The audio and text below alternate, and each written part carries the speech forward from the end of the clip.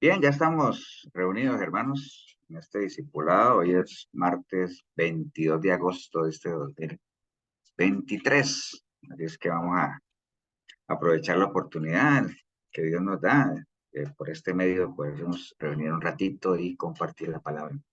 Vamos a orar, Elsa. Entonces, ya que te veo ahí en cámara y que no cumpliste tu amenaza de desconectarte, te regalan una oración, ¿vale? Sí, pastor. Amantísimo Padre y Dios que estás en gloria, Señor. Gracias por este tiempo que nos das para reunirnos una vez más, aunque sea por en las cámaras, Padre Santo, pero solo son los medios que ahora tú provees también para que estemos reunidos en tu santo nombre, para poder aprender de ti, Señor, para poder conocerte y de esta manera a amarte más, Señor, aunque sabemos muy bien que el conocimiento nos trae responsabilidad también, Señor. Pero te agradecemos infinitamente por este tiempo. Danos, Padre Santo, entendimiento. Abre nuestras mentes, nuestros corazones para que podamos entender. Asimismo, dale al pastor, Señor, sabiduría para que la enseñanza que nos traiga, Señor, sea de acuerdo a tu deseo, a tu voluntad, Señor, y que nosotros podamos ser edificados grandemente. En el nombre de tu Hijo amado, Señor, ponemos este devocional en tus manos, Señor, en el nombre de tu Hijo amado Jesús. Amén. Amén. Muchas gracias, Elsa. Amén. Amén. Bueno, Amén. Buenas noches. ahorita como está diciendo Elsa, sí, hace 8 días, bueno, Fernando nos compartió. ¿Alguien se acuerda que nos compartió? Que no sea Fernando. Las De las doctrinas. doctrinas. Falsas doctrinas. Oh, Falsas tenía apagado doctrinas. mi micrófono. Sí, sí, sí. Bueno, él nos enseñó sobre las falsas doctrinas. No voy, obviamente no voy a caerle a eso, aunque algo voy a tocar, pero porque él nos va a ampliar luego, ¿no? Ayer en la iglesia, ayer no, antier, compartimos también una enseñanza. ¿Se acuerdan de qué era también? Los enemigos de la cruz. O sea, de los enemigos de la cruz. Así Bueno, es. les iba a preguntar de que si se acordaban ahí a modo de quiz, cuáles eran los tres grandes pilares sobre los que se cimentaban las falsas doctrinas que nos dio Fernando hace 8 días, ¿se acuerdan? Eh, ¿Alguien se acuerda o no?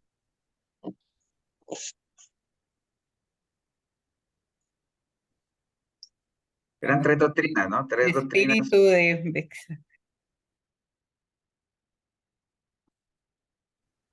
¿La doctrina de quién?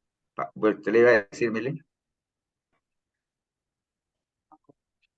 Ahora, no es por molestarlo, sino que a uno se le olvida, bueno, es que hay gente, por ejemplo, por lo menos ya pasaron 8 días, porque hay gente que sale del culto y dice, qué buen culto, dice, ¿y qué predicó el pastor? Y dice, ya no me acuerdo, pero qué bueno que estuvo. Entonces, ¿se acuerdan que él nos habló de tres, de los Nicolaitas, del Jezabel y de la doctrina de Balaam, ¿cierto?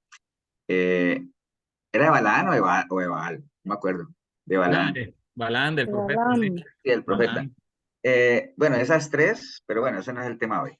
El caso es que ayer vimos los enemigos de la cruz en la iglesia y hoy, no sé, me quedó por ahí sonando y estaba viendo unos materiales ahí que dije, voy a compartirlos con ustedes hoy, como para darle continuidad a lo que vimos ayer. Si ustedes no vieron la prédica de ayer, los que no nos acompañaron, véanla por ahí, es bonito verlo en el sentido de que La del a veces domingo, uno, pastor. sí, la de ayer, la del domingo. A ¿O veces no? uno se cree, eso pasa exactamente lo mismo como cuando usted le pregunta a la gente que si la gente ama a Dios, ¿no? O sea, todo el mundo te va a decir que sí. Claro, yo amo a Dios, pero habría que ver ya con los hechos eh, y con el caminar de la gente si realmente eso respalda el que amen o no amen a Dios. Lo mismo decíamos ayer, usted le pregunta a la gente si son amigos de la cruz y claro, todo el mundo dirán que sí, ¿no? Porque conocen la obra de la cruz, porque conocen del Jesús que fue crucificado, pero digamos, en la medida en que uno no aprecie ese sacrificio y no lo haga de uno, pues uno está siendo enemigo de la cruz. Eso lo vimos ayer, ¿no? Hoy vamos a ver algo parecido, pero no con la cruz propiamente, sino con la iglesia como tal. Los enemigos de la iglesia, ¿no? Cuando hablamos de los enemigos de la iglesia, estamos hablando de los enemigos de quién. Los ¿De enemigos Cristo? de Cristo. De los hijos El Señor Jesús. Dilo, Keishel, otra El vez. cuerpo de Cristo. de Sí, los pero hijos de Dios. O sea, y siendo más precisos de quiénes, Los cristianos. Los cristianos. más precisos todavía, Los hijos de Dios. todavía un poquito más hilando delgado. Y aquí Los estoy siervos de viendo, Dios. es que a veces nos cuesta, ¿no? Sí, los hijos, todo eso está bien, ¿ah? Los Del remanente. cristianos, los hijos de Dios, remanente, los siervos de Dios y todo eso. Yo aquí estoy viendo, por ejemplo, 5 de Su iglesia. iglesia, estoy viendo 17 nombres, Los discípulos. discípulos, pero más propia, porque los discípulos es como amplio, ¿no? Pero sí, es amplio, pero a veces es como cuando uno dice, es que Pablo le escribió a los santos, ¿de quiénes estamos hablando? Entonces, sí, a la gente de allá o los que caminan no, no, no, digámoslo, estamos hablando de nosotros, ¿no? O sea, hablemos, ¿no? Ahorita la iglesia, yo sé que sí, son los cristianos, los hijos de Dios, los que han nacido de nuevo, el remanente del cuerpo de Cristo, todo eso está bien. Pero cuando hablamos de los enemigos de la iglesia, estamos hablando de los enemigos de quién? Los enemigos nuestros, ¿no? Como iglesia, como miembros del cuerpo de Cristo. Entonces vamos a ir allá. Voy a compartirles la pantalla.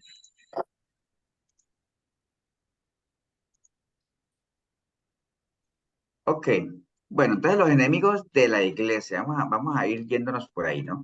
Les decía, esto es como una especie de continuación de lo que vimos ayer de los enemigos de la cruz.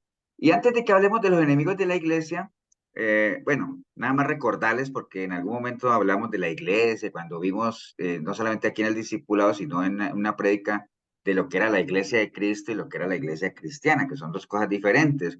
Porque la iglesia cristiana es como una institución, la iglesia de Cristo es un organismo vivo, ¿no? Y hablábamos de que para entrar a una iglesia cristiana no se necesita nada, pero para entrar a la iglesia de Cristo sí hay una serie de requisitos que se resumen en algo que nosotros conocemos como el nuevo nacimiento, ¿no? Toda esa es información que ya nosotros manejamos, ¿no? Pero recordemos, ¿cuál es el concepto de iglesia? Acuérdense que el Señor la instituyó su iglesia. ¿En qué momento la instituyó Él? ¿Se acuerdan?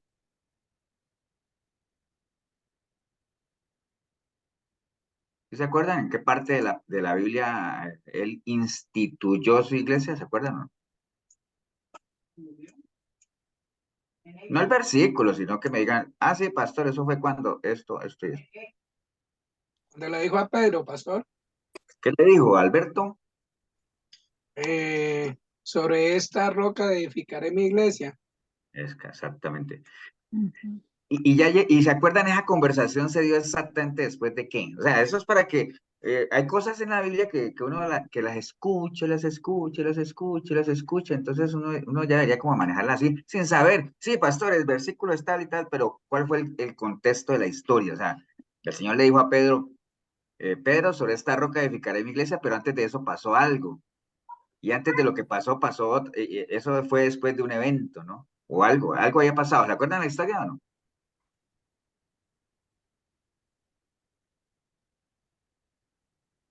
Por ejemplo, cuando el Señor le dijo a Pedro, Pedro, sobre esta roca edificaré mi iglesia. ¿Qué era la roca o quién era la roca? Cristo. La Cristo. palabra que había dado Pedro de que Jesucristo era el Hijo de Dios. La revelación, ¿cierto? Que había recibido Pedro de que Cristo era el Hijo de Dios y que el Señor le dijo, Pedro, eso no te lo reveló ni carne ni sangre, ¿no? ¿Y los discípulos de dónde venían?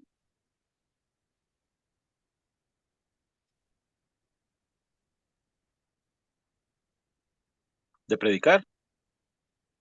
De predicar. ¿Se acuerdan que el Señor los había mandado de dos en dos y vayan y Sí. prediquen el evangelio? Y después ellos Ujú. regresaron y el Señor les preguntó, ¿quién dijo la gente que soy? Y entonces dijeron, algunos dicen que tú eres Elías, otros dicen, y él dijo, bueno, ¿y ustedes quién dicen que soy? Entonces Pedro dijo, Señor, tú eres el Cristo, el Hijo del Dios viviente. Entonces le dijo, Pedro, sobre eso no te lo reveló ni carne. Esa es toda la historia, ¿de acuerdo? Pero es una historia muy demasiado conocida, entonces ya uno debería manejarla así. Pero bueno, el caso es que el Señor instituyó su iglesia, eh, la amó y obviamente se entregó a muerte por ella. A ver, otra pregunta nada más con relación a la iglesia. Ahí mismo, cuando el Señor instituyó su iglesia, él dijo unas frases que querían decir, dice, y ni las puertas del Hades prevalecerán contra ella. ¿Se acuerdan de eso? Sí se acuerdan, ¿no? Sí. ¿Qué quiso decir el Señor cuando dijo, ni las puertas del Hades prevalecerán contra ella? ¿Qué entienden ustedes por eso?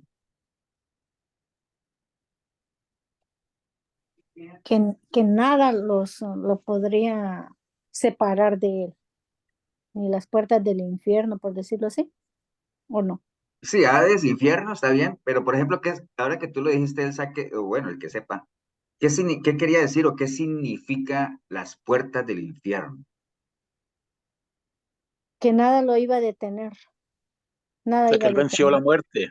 El pecado. Ujú. El pecado puede ser, pero digamos, las puertas, digamos, quedémonos en las puertas tienen un significado, ¿no? Él era el único que podía abrir las puertas.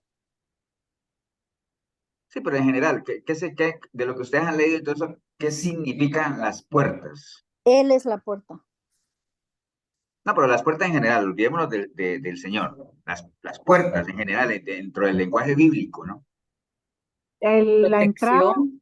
entrar, Entrar puede ser, pero hay algo, por ejemplo, y que está muy ligado a los muros de las ciudades, ¿no? O sea, ustedes saben lo que significan, qué representan los muros en una ciudad, qué representan. Una protección. Fortaleza. Protección, seguridad. Los muros significan protección, seguridad, y las puertas, ¿qué significan? La entrada hacia Entrada. esa Pero seguridad. tienen un significado, bueno, no le van a llegar. Las puertas simbolizan la autoridad, ¿no? Los muros significan protección y las puertas autoridad. Ok. Entonces, cuando él habla de las puertas del infierno, o sea, ni el infierno, el infierno no tendrá poder o autoridad sobre ella, ¿me entiendes? Ella está por encima de eso.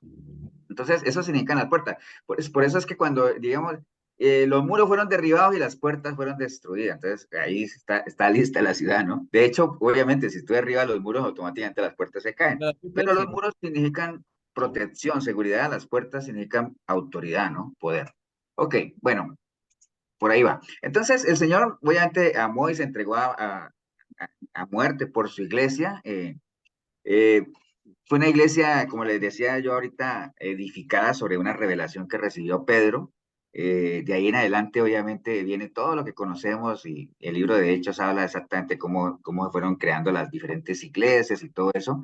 Lo que hay que tener en cuenta es que en la forma en que el Señor instituyó su iglesia, obviamente, recuerden, no hay cristianismo sin Cristo, ¿no? O sea, hoy en día a veces se quiere vivir un cristianismo dejando por fuera a la persona de Cristo, pero ese es el fundamento de la iglesia, entonces no se puede dejar por fuera, ¿no? Entonces, ¿qué es la iglesia? Bueno, la iglesia obviamente son personas como nosotros los que estamos aquí, que hemos sido segregados del mundo por Dios y para Dios, ¿no? Por medio del nuevo nacimiento, donde cada uno en algún momento se arrepintió, pidió perdón por sus pecados, fue lavado por su sangre y nacimos de nuevo, ¿no? Inmediatamente después de eso, nosotros somos segregados, nacemos de nuevo y venimos a ser ¿qué? Congregados en Cristo, ¿no? Por eso es que a las iglesias se le llaman congregaciones, ¿no? Porque supuestamente son personas que se han apartado de algo para unirse bajo un mismo espíritu, bajo un mismo derrotero, digámoslo así, ¿no? Y hay varios versículos que ilustran eso. Por ejemplo, segunda de Pedro 1:3 dice, como todas las cosas que pertenecen a la vida y a la piedad nos han sido dadas por su divino poder, mediante el conocimiento de aquel que nos llamó por su gloria y excelencia, por medio de las cuales nos ha dado preciosas y grandísimas promesas, para que por ellas llegaseis a ser participantes de la naturaleza divina, habiendo huido, o sea, antes, ¿no? Habiendo huido de la corrupción que hay en el mundo a causa de la concupiscencia, ¿no? Ya nosotros sabemos qué es la concupiscencia, es nuestra Perdón. naturaleza caída. Sí, perdón. ¿Alguien habló? Bueno. Efesios 2:1 dice, porque en otro tiempo erais tinieblas, mas ahora soy luz en el Señor. Entonces andad como hijos de luz. Entonces mire lo que éramos antes y lo que venimos a hacer ahora siendo parte de la iglesia, ¿no? Colosenses 1:13, el cual nos ha librado de la potestad de las tinieblas y trasladado al reino de su amado Hijo. Primera de Pedro 2:9, vosotros que en otro tiempo no erais pueblo, pero que ahora sois pueblo de Dios, y que en otro tiempo no habíais alcanzado misericordia, pero que ahora habéis alcanzado misericordia. Entonces, eso es la iglesia en términos generales, un grupo de personas que hemos sido rescatados, obviamente previo arrepentimiento, ¿no? Porque si no hay arrepentimiento, no, nadie que no quiera ser rescatado no lo va a hacer. Entonces, ayer en la iglesia leíamos este versículo de Filipenses 3:17, donde Pablo le hablaba a la iglesia de Filipos y les decía que se cuidaran, ¿no? Que había muchos por ahí que se habían constituido enemigos de la cruz, y hablamos ayer de los enemigos de la cruz. Hoy vamos a hablar de los enemigos de la iglesia como tal, porque ayer nos enfocábamos mucho cuando habla de enemigos de la cruz, está hablando de la palabra de la cruz, está hablando del sacrificio del Señor como tal, ¿no? Todo lo que ya conocemos del ministerio, lo que el Señor enseñó, y y su muerte en la cruz, su resurrección y lo que hemos, digamos, heredado o hemos sido copartícipes de heredar todos los beneficios de la cruz por medio de hacer nuestro ese sacrificio. Pero ya siendo parte de la iglesia, vamos a ver cuáles son esos enemigos, ¿no? O sea, que ya siendo parte de la iglesia, ya nosotros somos amigos de la cruz porque hemos hecho nuestro el sacrificio del Señor. Está bien, ya no somos enemigos, somos amigos. Pero siendo amigos de la cruz, seguimos teniendo enemigos, ¿no? Entonces es importante identificarlos. Esto es una guerra, acuérdense que esto es una guerra hasta el final, y en una guerra es inevitable que hayan dos bandos, y mientras hayan dos bandos van a haber enemigos, que antier vimos lo que era la definición de enemigo, ¿no? Entonces, los enemigos de la iglesia es todo aquello que el enemigo use. Cuando yo hablo del enemigo y cuando ustedes me van hablando del enemigo o cuando hablemos de Satanás inclusive, estamos hablando de todo lo que es anticristiano, ¿no? Anti-iglesia, ¿no? Anti-Dios. Entonces, cualquier cosa que el enemigo use para frenar, para dividir, para afectar, para limitar el accionar de la iglesia de Cristo, pues se constituye en un enemigo de Cristo, ¿no? Así como lo hablábamos el domingo, que cualquier cosa que vaya en contra de la palabra del Señor, se constituyen enemigos de la palabra, ¿no? Por eso es que los apóstoles cada rato tenían que lidiar con eso de que vean, no le estén prestando, no, pero no dice así, que le presten bolas o oído a tantas falsas enseñanzas o cosas que les están hablando de que si Cristo era Dios, que si no era Dios, bueno, una cantidad de cosas, dejen de estar poniéndole cuidado a eso, ¿no? Entonces hay muchas cosas que vienen también a minar, digamos, la iglesia como tal, ¿no? Obviamente el principal enemigo de la iglesia es todo el entorno que rodea a Satanás, digámoslo así, o al diablo, o a las tinieblas, o todas las fuerzas malignas, o como le quieran llamar, ¿no? La palabra dice que el enemigo, Satanás, viene como un ladrón, ¿cierto? A hurtar, matar, destruir, ¿no? Algún día le vamos a entrar a ese versículo que por ahí estuve leyendo también de explicar cada una de esas palabras, qué es lo que viene a hurtar, qué es lo que viene a matar, qué es lo que viene a destruir, ¿no? Y les adelanto, uno viene a hurtar, alguien le viene a robar a uno algo que uno ha conseguido, ¿cierto? Porque nadie le va a robar a uno algo que uno no tiene.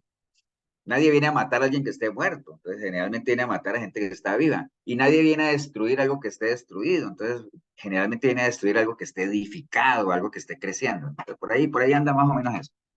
También nos dice que es como un león que anda buscando a quien devorar y muchas veces hemos hablado de la analogía del león y qué lenguaje usa la palabra tan sencillo de entender, ¿no? O sea, todos los que hemos visto un león cazando sabemos cuáles son las estrategias que usa un león, ¿no? Observar, mirar, identificar las presas débiles, las que están apartadas, los cachorros que son presas fáciles para devorarlas, ¿no? Entonces, todo eso lo hemos visto en algún momento, ¿no?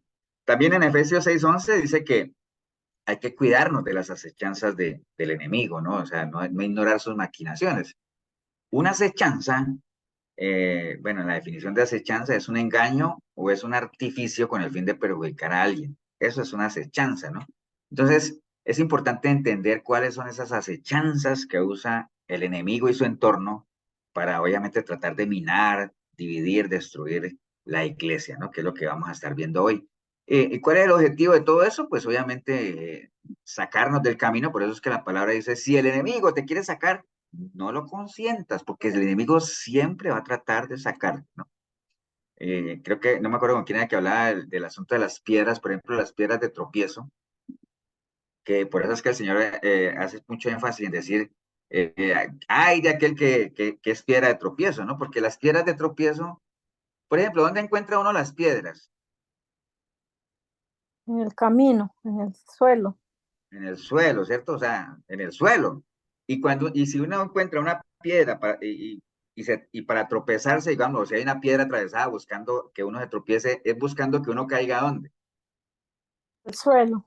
Al suelo. Suelo. Entonces, la gente que está en el suelo, la gente que está caída, siempre va a tratar de llevarte ¿a dónde? A donde están ellos, ¿no? Llevarte al suelo, llevarte caído, ¿no? Porque uno no va a pretender tumbar a alguien que está, que está caído, ¿para qué? Entonces, por eso, ese es el asunto de las piedras de tropiezo y por eso el Señor dice, ay, el tropezadero viene, ténganlo por seguro que va a venir, pero hay que cuidarse mucho de no ser esa piedra donde alguien tropiece, ¿no? Entonces, el objetivo de estas acechanzas y todo es que la iglesia no sea aquello para lo cual fue instituida por el Señor, ¿no? Que sea sal en la tierra, que seamos la luz del mundo, y que la iglesia cumpla ese propósito por el cual la dejó, que es ganar, llevar almas a los pies del Señor y cada día extender más el reino del Señor aquí, que no es un reino gobernado por Él, obviamente, ¿no?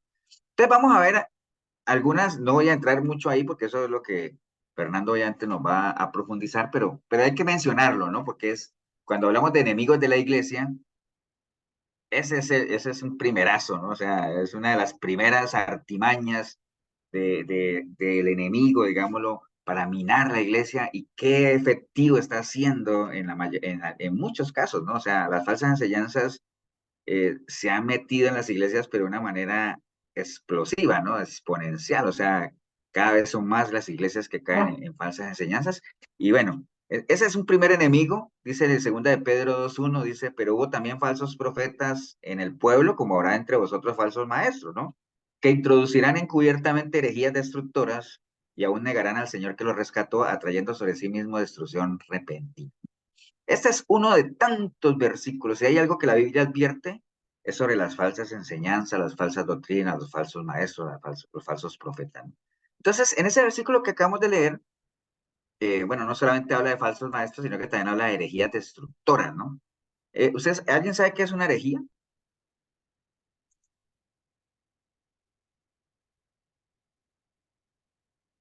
¿Han escuchado de herejías, no? ¿Qué es una herejía? Es una falsa doctrina.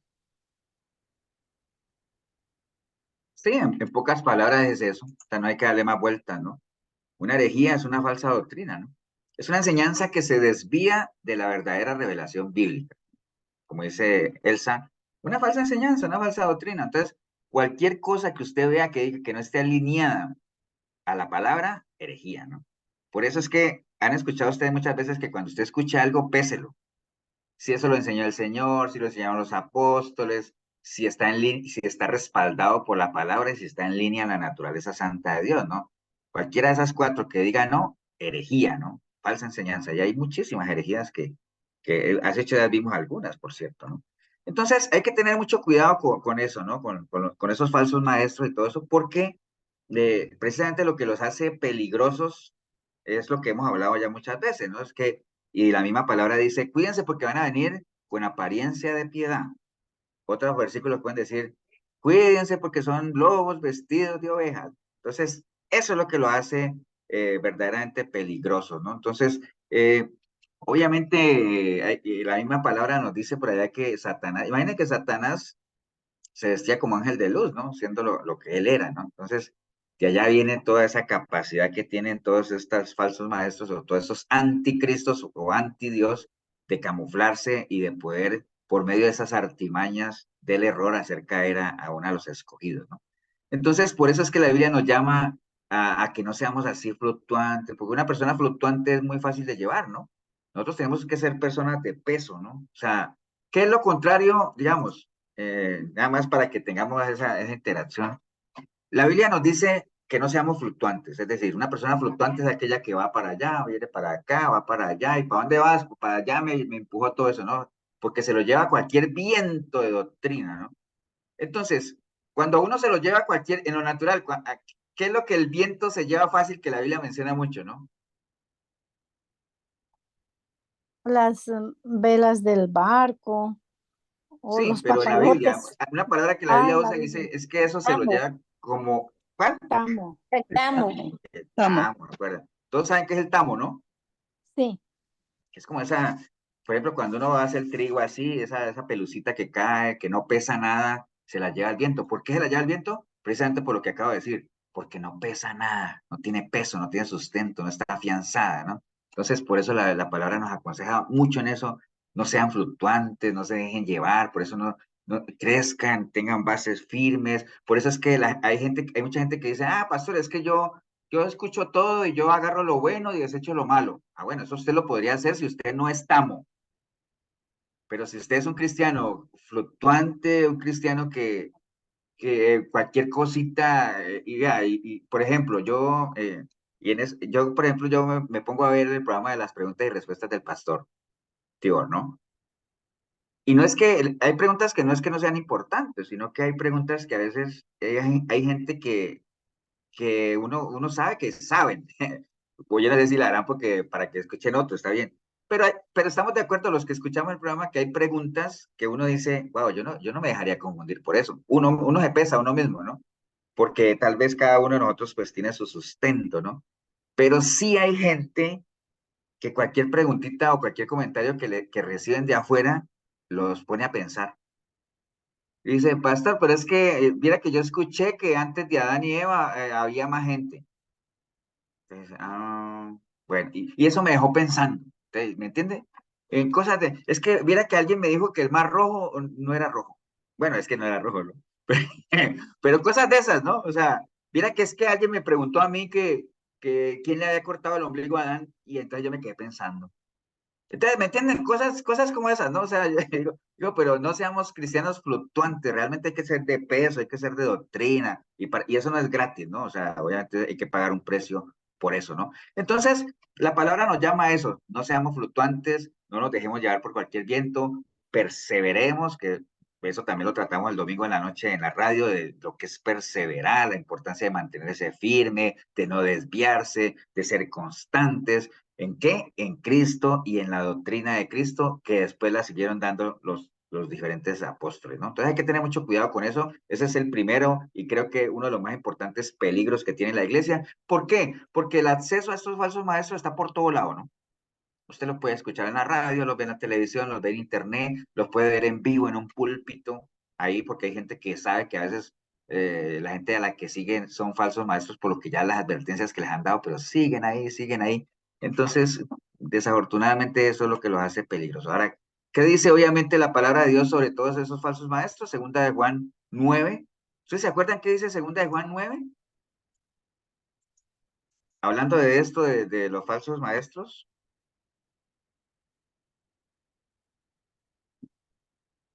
Ese es un versículo que se repite también mucho, de pronto ustedes no se acuerdan, pero hablando de todo esto de la falsa doctrina, ¿no? Y de extraviarse, ahí les di una pista.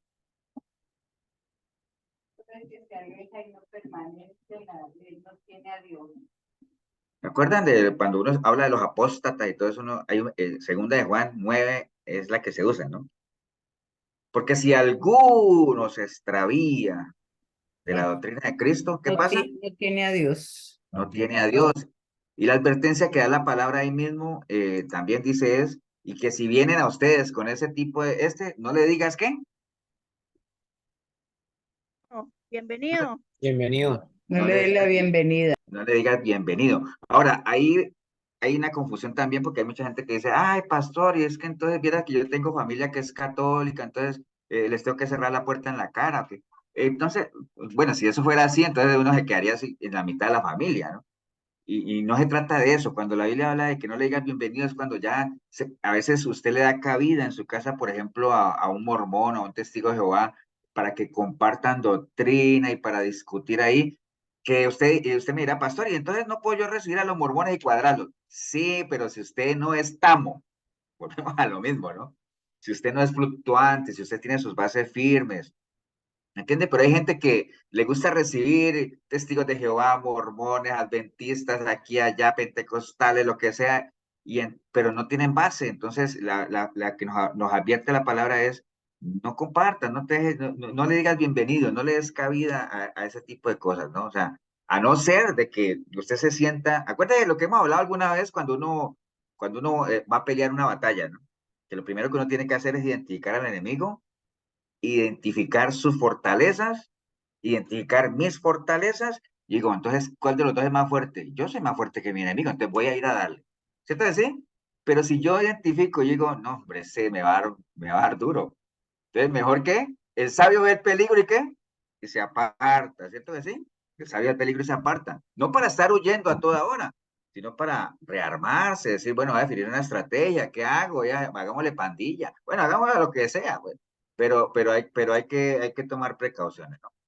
Entonces, la Biblia lo que nos dice de eso es que no debemos dejar entrar en casa, pero haciendo énfasis en eso, ¿no? En compartir doctrina, en intimar en eso, ¿no? Entonces, alguna falsa enseñanza, rápidamente nada más, porque no quiero meterme en el terreno de Fernando, pero repito. Por ejemplo, hay una falsa enseñanza de negar que la Biblia es la única autoridad de fe, sino que también se necesitan otros escritos para poder crecer en fe y comprender la voluntad de Dios. Eso es una falsa enseñanza que hay, ¿no? Nosotros como cristianos, cuando usted han oído hablar que dice, pero ¿cuál es la declaración de fe de esa iglesia o de algo así? Bueno, nuestra declaración de fe en lo que tiene que ver con esta falsa enseñanza, nuestra declaración de fe como cristianos con respecto a la palabra de Dios es que nosotros creemos en las Sagradas Escrituras, ¿cierto? En la Biblia, en el Antiguo y el Nuevo Testamento, y creemos que son palabra de Dios, inspirada, infalible, autoritaria. Esta es la autoridad nuestra, porque a veces a uno le dicen, ay, pero es que ustedes no hacen sino lo que la Biblia dice. Sí, porque para nosotros es nuestra autoridad máxima, es palabra de Dios. Mateo 5:18, porque es cierto, os digo que hasta que pasen el cielo y la tierra, ni una jota, ni una tilde pasará de la ley, hasta que todo se haya cumplido.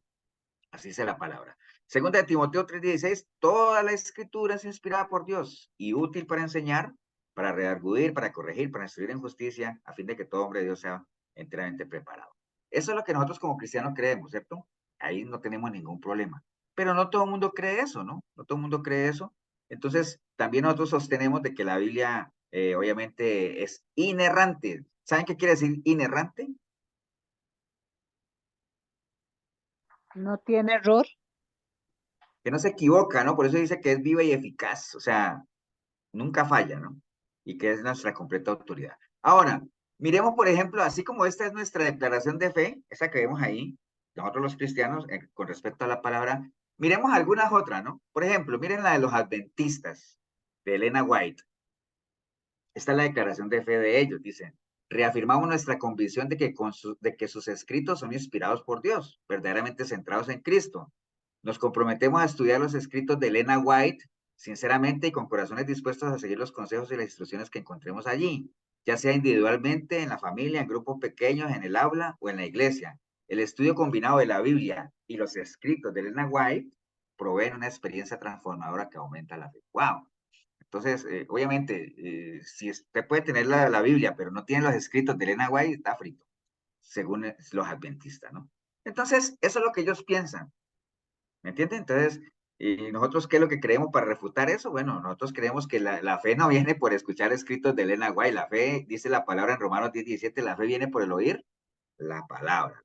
Nada más, no necesitamos absolutamente nada más. Miremos esta de los mormones. Artículo, dice aquí, artículo de fe de la Iglesia de Jesucristo en los últimos días de los mormones, artículo número 8. Dicen ellos, creemos que la Biblia es la palabra de Dios, hasta donde esté traducida correctamente, pero también creemos que el libro del Mormón es la palabra de Dios. Entonces, eso es lo que tiene que ver con respecto a la palabra. Ahora, el libro del Mormón, bueno, ya lo hemos visto también, Paola nos lo dio hace mucho rato, pero bueno, nada más repasarles. El libro del Mormón, recuerden que en septiembre, por ahí en septiembre de 1823, José Smith recibió la visita de un mensajero celestial que se llamaba Moroni, ¿recuerdan? Y en septiembre del 27, José recibió un mensaje que estaba escrito sobre planchas de oro delegadas, que tradujo al inglés por inspiración de Dios, y esa traducción se le llamó el libro del Mormón, que ellos lo tienen como otro testamento de Jesucristo, ¿no? Otro evangelio, ¿no? Ahora, ¿qué nos dice la palabra de eso en Gálatas 1:8? ¿Se acuerdan? Que si viniera, aunque sea un ángel que venga del cielo a hablarles de un evangelio diferente, sea anatema, ¿no? Sea maldito. Entonces, eso es un ejemplo más o menos de falsas enseñanzas, ¿no? De creer que la Biblia no es suficiente por sí sola, que necesita otro libro de escritos que Pastor, dicen. Sí, y la enseñanza de Sean MacArthur dice que nada más hay que poner la semilla y que Dios se encarga de todo. No tenemos que preocuparnos de nada más. sí, todo eso son falsas enseñanzas también. O sea, hay muchísimas, sino que estas relacionadas pues con la palabra, ¿no? Y en ese caso la semilla. Bueno, ¿qué más? Bueno, hay otra falsa enseñanza que es negar la deidad de Cristo y la Trinidad de Dios, ¿no? Y por ejemplo, los testigos de Jehová, en relación a eso, los testigos de Jehová enseñan con respecto a nuestro Señor Jesucristo y la Trinidad, dicen, seguimos las enseñanzas y el ejemplo de Jesucristo y le damos honra porque es nuestro Salvador y el Hijo de Dios. Sin embargo, la Biblia no enseña que Jesús sea el Dios Todopoderoso ni apoya la doctrina de la Trinidad. Entonces, sí creen en Cristo, que alguna vez lo vimos y todo eso está bien, bueno, pero no creen que sea Dios, no le dan la deidad. Entonces, ahí hay un problema, negar la deidad del Señor. Entonces, ¿qué dice la Biblia de eso? Bueno, primeramente reconocemos que aunque los testigos de Jehová digan, sí, nosotros le damos honra al Señor, a Jesús, y sabemos que sí, que pero Él no es Dios. Entonces, la salvación no viene por honrar a Cristo, ¿no? Obviamente, cuando creemos en Él y ya una vez que hemos obtenido la salvación, lo honramos porque somos salvos. No es que lo vamos a honrar para tener la salvación, no, primero, para honrar la salvación, para salvarnos, dice la palabra que hay que creer en Él, y creer no es solamente creer como creen los demonios, ¿no? Creer es recibirlo, ¿no? Lo que creyeron y lo recibieron, ¿no? Usted lo cree en el Señor, lo recibe y ya, porque lo tiene, entonces lo honra. ¿Lo honra con qué? Con su vida, siendo un testimonio vivo, ¿no? Pero no es por honrarlo sin creer, ¿no? O sea, es que yo lo honro, pero no creo que sea Dios, ¿no? No, eso no sirve. Entonces, bueno, obviamente Tito 2:13 también nos dice, aguardando la esperanza bienaventurada y la manifestación gloriosa de nuestro gran Dios y Salvador, Jesucristo. Entonces, Jesús es Dios, ¿no? O sea, eso no tenemos ninguna duda. Y sobre la Santísima Trinidad, pues la palabra Trinidad realmente no aparece en la Biblia, pero sí hay varios versículos donde se muestra la manifestación de Dios en las tres personas, ¿no? El más conocido. ¿Cuál es el más conocido? El más famoso de todos.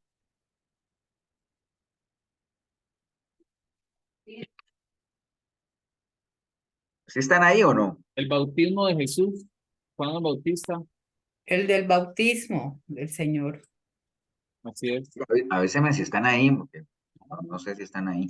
Bueno, ¿se Aquí acuerdan cuando bautizaron al está. Señor? Que el Señor estaba ahí, él, y Juan vio que descendía una paloma y desde el cielo se escuchó una voz que decía, este es mi Hijo amado. Entonces, Padre, Hijo, Espíritu Santo. Están ahí, está ahí. Pero bueno, En la creación, pastor. ¿perdón? En la creación también, cuando También dice en la creación, cuando dice sí, nosotros, y habla en plural y todo eso. Hay varios, ahí 1 Juan 5:7, Mateo 3:16 también, cuando habla en Juan, cuando habla del verbo, estaba con Dios y el Dios, bueno, habla de las diferentes manifestaciones de la. Pero bueno, esa es una falsa enseñanza, negar la doctrina de la Trinidad y negar que Cristo es Dios. Son falsas enseñanzas que algunas denominaciones las han adoptado como cristianas, digámoslo así. Es un ejemplo, ¿no? de falsas enseñanzas. Ahora, usted dirá, pastor, ¿y eso por qué es peligro para la iglesia si nosotros creemos que Cristo es Dios y todo? Por lo que estamos hablando ahora, ¿no? Que viene un testigo de Jehová, un morbón, y si le das cabida y no estás preparado, te desconvierte, ¿no? ¿Entiendes? Entonces, ese es el asunto. Por eso es que la recomendación que decía ahorita es, si alguien está apartado, mejor no lo recibas en casa, no le digas bienvenido, todo lo que hablamos ahorita. Bien, otra falsa enseñanza, pues todo esto, ¿no? De que ya ustedes lo conocen, pero la nueva moda de decretar, declarar, arrebatar y todo ese asunto y le pongo moda ahí porque definitivamente así hay que verlo, ¿no? Son modas espirituales, o sea, eso son modas.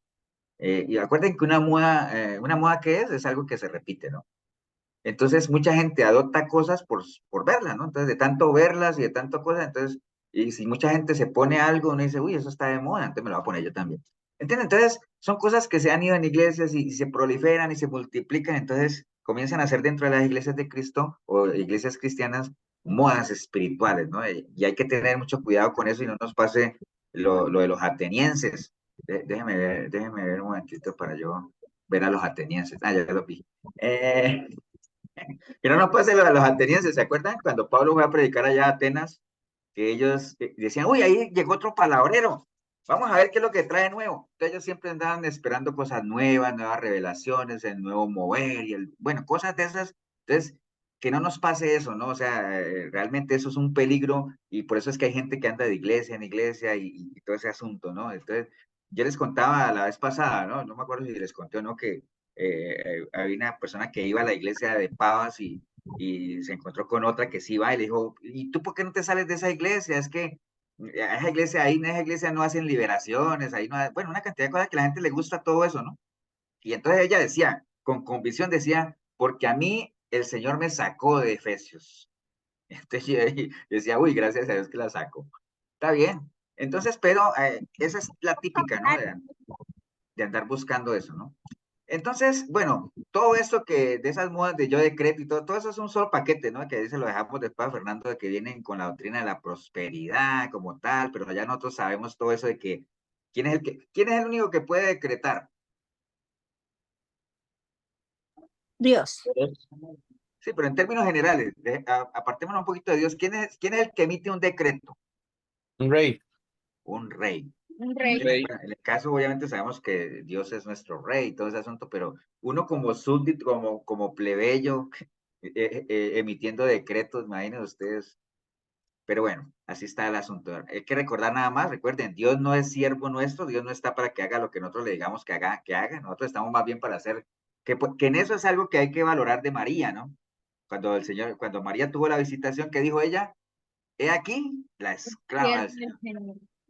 Hágase en mí según. De hecho, parte de lo que ellos, bueno, de lo que vamos a ver, con eso lo declaramos y decretamos es de que como somos real sacerdocio, ¿verdad? Somos realeza, entonces por eso Dios nos dio ese poder. Entonces es parte de lo que ellos tienen en su manipulación de esa falta de doctrina. Sí, sí, sí, parte de eso. Pero bueno, vamos a ver. Sí, para conectar la energía porque se me opacó la pantalla, entonces, porque está pidiendo caso. Bueno, entonces, bueno, nada más recuerden lo que es decretar, es simplemente cuando uno mismo decide u ordena algo y nosotros no estamos para pedirle a Dios que haga nada. Entonces no voy a profundizar mucho eso, pero eso es algo Pastor. típica, ¿no? Sí. Ajá. Una pregunta, si entonces estamos nosotros caminando, creyéndole al Señor, caminando al pie de la palabra y todo, entonces, ¿por qué buscamos esas modas? ¿Por qué andamos buscando cosas novedosas? Porque realmente no le hemos creído al Señor o por qué nos aburrimos y queremos oír otras cosas nuevas y como decía usted ahora, liberación, milagros, traer tantas cositas, pero ¿por qué buscamos, por qué entran a la iglesia estas modas y nosotros vamos detrás de ellas? Ahora voy a aprovechar esa pregunta de Milena para hacerles una contrapregunta, apoyándome en lo que les acabé de decir ahorita de los atenienses. ¿Por qué la gente anda siempre buscando cosas nuevas y nuevas enseñanzas y nuevas doctrinas? ¿Y por qué? O sea, y pueden apoyarse en el ejemplo de los atenienses.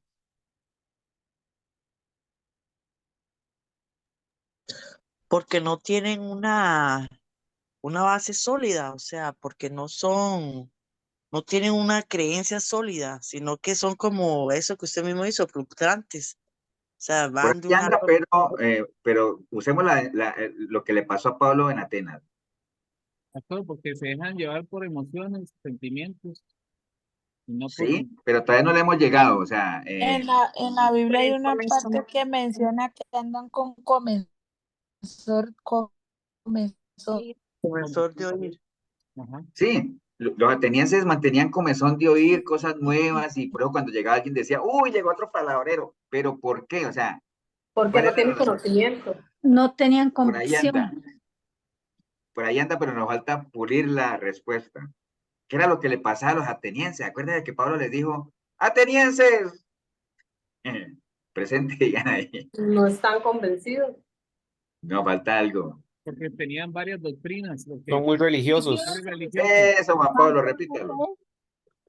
Que Pablo les decía que a los atenienses que ellos eran muy religiosos. Exacto. ¿Y qué es ser religioso? Y hablar algo que seguir, no. Hablar de un Dios no conocido. Exactamente. Esa es la respuesta, ¿no? ¿Por qué los atenienses andaban buscando cosas nuevas acá? Porque ellos adoraban a un Dios que no conocían, ¿no? Entonces, la respuesta de Milena está ahí. ¿Por qué la gente anda de aquí para allá buscando algo nuevo? Es que mira que ahí no me gustó esa parte porque ahí no lo empujan a uno. Es que vieras que me gusta la otra iglesia porque el pastor me escupe en la cara. No, cosas de esas, ¿no? No, a un Dios no conocido, o sea, a un Dios, si realmente conocieran a Dios, que acuerda que se los he dicho yo, y más adelante creo que está en ese material, que cuando la gente se da cuenta que el Señor está predicando en la casa de Pedro o en cualquier lado, dice que la casa se llenaba, pero así, ¿no? Se llenaba de gente que ahora se dirán, sí, pasó, pero algunos iban por un milagro, lo que sea, pero ¿qué había en la casa de Pedro? Jesús. ¿Qué estaba haciendo Jesús? Predicando, ¿cierto que sí? Entonces, una iglesia solamente necesita dos cosas. Necesita que la presencia de Dios esté ahí y que se predique su palabra. Nada más. Si eso no es suficiente para atraer a la gente, lo demás es cuento chino, como dicen ahí. Entonces, lo demás, si la gente no va a la iglesia en busca de esas dos cosas, va a andar de aquí para allá y de aquí para allá fluctuando, ¿no? Porque así es. Entonces, la respuesta para Milena es: ¿por qué la gente anda buscando cosas nuevas? Porque no conocen a Dios. Porque lo que andan buscando es entretenimiento, ¿no? Y mejor no me adelanto, porque más adelante creo que toco esa parte. Entonces, esa es una moda, decretar y todo eso, ya ustedes lo saben. Recuerden, Dios no es nuestro siervo, para nada de eso. Ahora, hay otro peligro. Bueno, ese es el primer peligro que estamos hablando, de que era las falsas doctrinas o falsas enseñanzas, ¿no? Es un primerazo, un primer peligro que está. Ahora, hay un segundo peligro, que es la mundanalidad, que ayer también, creo que el domingo también lo hablamos, ¿no? La mundanalidad es un peligro para la iglesia tremendo, ¿no? Vamos a leer un versículo. Primera de Juan 2:15 al 17 dice: no améis al mundo ni las cosas que están en el mundo. Si alguno ama al mundo, el amor del Padre no está en él. Porque todo lo que hay en el mundo, los deseos de la carne, los deseos de los ojos y la vanagloria de la vida, no proviene del Padre, sino del mundo, y del mundo pasa y sus deseos. Y el mundo pasa y sus deseos, pero el que hace la voluntad del Señor o de Dios permanece para siempre, ¿no? Entonces, la mundanalidad es un enemigo sutil, ¿no? Es una pequeña zorra, digámoslo así, aunque es, bueno, es una zorra inmensa, pero la gente la trata como una pequeña zorra, ¿no? Que desafortunadamente causa muchísimo daño a la iglesia, eh, por el testimonio que se refleja a través de eso.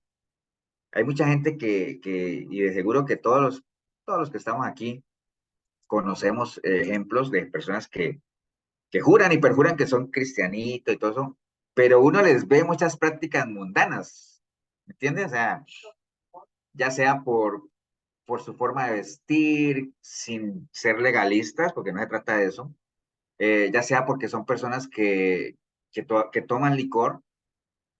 Y díganme ustedes cuántas iglesias no existen cristianas, iglesias cristianas, no de Cristo, iglesias cristianas donde, bueno, el primero que toma es el pastor, ¿ah?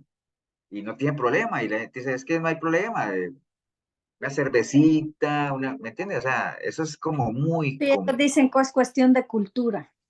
Sí, que es cuestión de cultura como tal. Mm. Pero bueno, está bien. El caso es que ese es un enemigo sutil, pero hace demasiado daño, ¿no? Entonces, ¿qué es la mundanalidad? Porque a veces uno le hablan de mundano y que mundano, y dice: pero ¿qué es eso, no?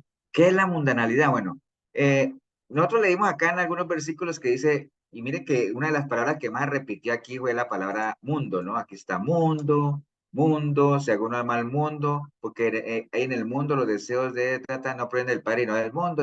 Entonces, lo que pasa es que también eh, hay que saber entender. Acuérdense que cuando uno lee la palabra mundo en la Biblia, hay que leer el contexto, ¿no? Saber a qué se está refiriendo. Que es como cuando yo les decía en la iglesia que cuando uno lee la palabra carne, había que saber a qué se está refiriendo, ¿no? Porque la gran mayoría de los versículos que hablan de la carne hablan de nuestra mente carnal, ¿no? Pero hay versículos que hablan de la carne hablando del cuerpo, ¿no? Dice: es que mientras él estuvo en la carne, sufrió adversidades. Entonces, ¿qué quiere decir eso? Mientras estuvo en este cuerpo, ¿no? O sea, la gente hay que saber leer. Entonces, cuando uno lee la palabra mundo, es lo mismo, ¿no? También hay que saber exactamente a qué se refiere, ¿no? En ese versículo, cuando se habla de mundo y todo eso, bueno, la palabra griega que se usa en el original es la palabra cosmos.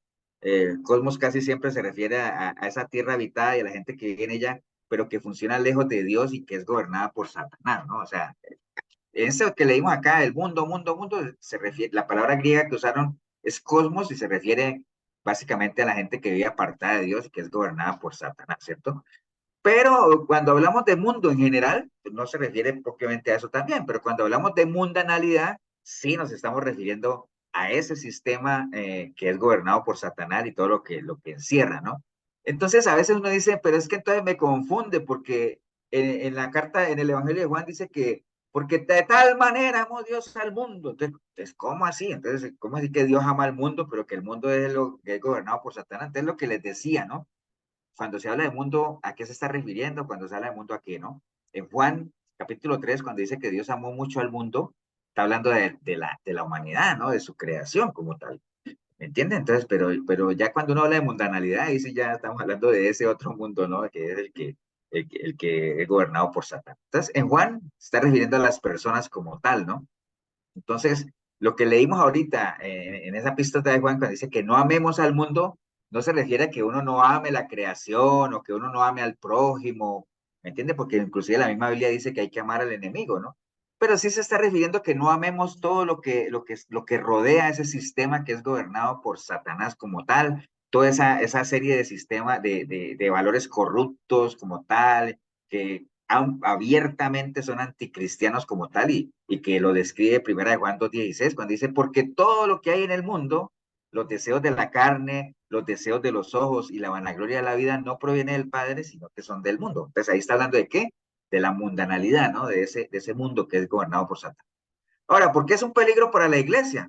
Bueno, obviamente porque son cosas del mundo, de la mundanalidad, que se han venido a instalar en la iglesia como tal, que contaminan los valores de la iglesia y que promueven totalmente lo contrario a lo que Dios anhela, sino que más bien promueven lo que el enemigo generalmente es lo que quiere instalar ahí, ¿no? O sea, básicamente va en contravía a lo que el Señor nos pide que nosotros hagamos propiamente, ¿no? Entonces, y es un peligro porque cada vez es más aceptado por la iglesia la mundanalidad, ¿no?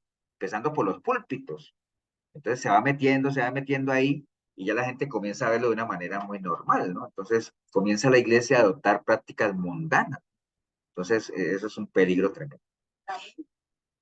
Sí, la música es tremendo para eso, ¿no? Entonces, ahora, no quiere decir que uno se va a meter en una cápsula a no relacionarse con nadie del mundo, hablando de la mundanalidad, ¿no? Porque estamos aquí, o sea, acuérdense lo que hablábamos, creo que fue ayer, sí, el domingo también, de que hablamos de los enemigos de la cruz y decían que una de las características de ellos era que solo piensan en las cosas terrenales, ¿no? Solamente piensan en las cosas terrenales. No es un problema pensar en las cosas terrenales, sino porque uno tiene que pensar. Nosotros, yo tengo que responder por mi trabajo, yo tengo que pensar, bueno, mis hijos que estudian en su estudio, en su trabajo, en lo que sea, ¿no? Los que tienen negocios tienen que velar por sus negocios. Uno tiene que pensar en las cosas terrenales, pero no solamente pensar en eso y que eso se le lleve a uno todo, ¿no? Entonces, hay que estar en el mundo, hay que convivir con el mundo, pero no hay que dejarnos contaminar. Por eso el Señor oraba por sus discípulos y les decían, Señor, no te pido que los quites del mundo, porque ellos tienen que estar ahí. O sea, vivimos en este mundo, o sea, tenemos que convivir con él, pero lo único que te pido es que los guardes de todo mal. Entonces, bueno, ¿qué dice la palabra, digámoslo, en qué consiste la mundanalidad entre la iglesia? Bueno, hay un versículo en Levítico 2:11 que dice así, ninguna ofrenda que ofrecieres a Jehová será con levadura, porque de ninguna cosa leuda ni de ninguna miel se ha de quemar ofrenda para Jehová. Como ofrenda de primicia la ofreceréis a Jehová, mas no subirán sobre el altar con olor grato. Entonces, todos hemos oído hablar de la levadura, ¿no? La levadura es un hongo que contamina, que leuda, ¿no? Y que hace crecer la masa, ¿se acuerdan? Como el pecado empieza con algo pequeño y va creciendo, se va expandiendo, ¿no? Esa es la levadura. La miel también la conocemos, ¿no? La miel no es que sea mala que usted diga, pastor, entonces la miel es mala. No, lo que pasa es que acuerden que el Señor usa cosas que nosotros conozcamos para ilustrar lo que nos quiere dar a entender, ¿no? Ya sabemos que la levadura es algo que contamina y la miel, por el contrario, es algo que por su naturaleza dulce atrae, ¿no? Usted, por ejemplo, usted pone algo untado de miel ahí, automáticamente llegan moscas o hormigas, mosquitos. Bueno, es algo que atrae mucho y lo dulce atrae. A la gran mayoría de la gente le gusta lo dulce, ¿no? Entonces, esas son dos características que por lo general han adoptado mucho las iglesias hoy en día, ¿no? Crecer de una manera eh, desordenada, y digo desordenada porque es con base a contaminación, igual que la levadura. O sea, crecen de una manera alarmante, pero crecen en número, más no en sabiduría, digámoslo así, ¿no? Y también porque utilizan la miel, o sea, por la atracción que hay de cosas nuevas, lo que hemos venido hablando, de nuevas cosas, y trayendo cosas mundanas, shows, espectáculos, bueno, una cantidad de cosas que hacen, que atraen a la gente, ¿no? Entonces, esas dos palabras ahí, levadura, miel, haciendo la analogía a lo que las iglesias hoy en día están haciendo, que es creciendo por medio del engaño y atrayendo a la gente, obviamente por medio de cosas que no tienen nada que ver con el evangelio, ¿no? Más bien con cosas totalmente mundanas. Bueno, entonces, algunos síntomas de la mundanalidad dentro de las iglesias, también los conocemos mucho. Bueno, El enfoque de las iglesias ahorita, de la mayoría, es el dinero, ya eso lo sabemos también, eso es parte de la mundanalidad, porque eso no es bíblico totalmente. O sea, ya hemos hablado muchas veces de la prosperidad, o sea, la prosperidad no tiene que ver nada con plata, pero el enfoque de la mayoría de las iglesias está ahí en la prosperidad económica, ¿no? Y por eso es que la gente cada vez acude más a ese tipo de iglesias que te prometen estabilidad financiera, te prometen una cantidad de cosas que ya nosotros sabemos, ¿no? El típico mensaje de la prosperidad, los pañuelos ungidos, todo lo que ya no voy a profundizar mucho ahí, nada más quiero sembrar en ustedes lo que es la idea, ¿no? Recuerden que el Señor, o sea, la palabra realmente nunca nos insta a seguir a Cristo pensando en cosas materiales, para nada. De hecho, muchas veces les he dicho a ustedes que las oraciones de Pablo hacia su iglesia nunca iban enfocadas a que la gente tuviera fortaleza económica, sino a que crecieran en el conocimiento de la persona del Señor, ¿no? En sabiduría como tal, que es lo más importante. Lo demás vendrá solo si es que le llega a uno, ¿no? O sea, porque las cosas que son añadidas serán añadidas si es que el Señor las tiene para uno, si no, pues no, hay que seguir adelante, ¿no? Bueno, ya todos sabemos lo que habla la Biblia del dinero, no tiene ningún problema con el dinero, el problema es el amor al dinero como tal, ¿no? Entonces, los cristianos debemos congregarnos, y es lo que siempre, el consejo que se da, ¿no? O sea, hay que congregarse, no se congrega en cualquier lado, pero sí congréguese en una iglesia donde usted vea que crece espiritualmente, ¿no? Que crece en conocimiento. La prosperidad económica no debería ser la primera opción para nada, ¿no? Entonces hay que tener cuidado con esos tipos de enseñanzas o de predicadores cuyo objetivo principal es la prosperidad, porque eso no tiene nada que ver, eso hace parte de un falso evangelio, ¿no? Segunda de Corintios 2:17 dice, pues no somos como muchos que medran falsificando la palabra de Dios, sino que con sinceridad, como parte de Dios y delante de Dios, hablamos en Cristo. Medrar, esa palabra medran, que eso es un consejo, ¿no? Cada vez que usted vea una palabra medran, ¿qué es medrar, no? Medrar es mejorar en posición económica o social, ¿no? Entonces uno diría que hay mucha gente que se ha desviado de su camino porque han querido, ¿qué? Medrar, ¿no? O sea, mejorar en su posición. Y ahora usted dirá, pastor, ¿y es malo que yo quiera mejorar en mi posición económica y social? No, pero hay formas de hacerlo, ¿no? El Señor nos ha dado la capacidad de hacer las riquezas, o sea, de trabajar, nos ha dado intelecto, nos ha dado algunas capacidades, fortalezas, dones para que nosotros podamos hacer la riqueza, pero no a cualquier precio y mucho menos por medio del engaño. Entonces, no hay que olvidar que el objetivo principal de Cristo y de su evangelio no es que uno sea rico económicamente, lo demás vendrá solo, sino que nosotros seamos salvos. Esa es la misión del Señor, ¿no? O sea, rescatarnos, darnos vida eterna y todo ese asunto. Ya lo demás vendrá por añadidura. Bien, otra señal de la mundanalidad en las iglesias es el evangelio light. O sea, cada vez se predica un evangelio más liviano pues para que la gente esté cómoda, ¿no? Entonces, predican un evangelio a medias, solo se habla del amor de Dios, pero no se habla de la justicia de Dios, se habla de los beneficios de la cruz, pero no se habla de que la gente debe subirse a la cruz. Entonces, lo llevan así para que obviamente la gente no se incomode, ¿no? Entonces ya no se predica el pecado, no se predica el infierno, no se predica de nada de eso, ¿no? Entonces, eh, hay que tener presente eso y una verdad que es importantísima, ¿no? La persona que está en pecado, el pecador, eh, ¿para qué va a la iglesia, no? Por eso es que a veces uno dice, que uno ve que hay gente que llega a la iglesia y como tal, y uno sabe cuál es su condición, ¿cierto? Pero pasa el tiempo, escuchan prédicas y siguen en la misma condición. Entonces uno dice, bueno, ¿a qué va a entrar la gente a la iglesia, no? O sea, uno debería entender de que realmente un pecador, como en algún momento nosotros lo hicimos, va a la iglesia precisamente ¿para qué?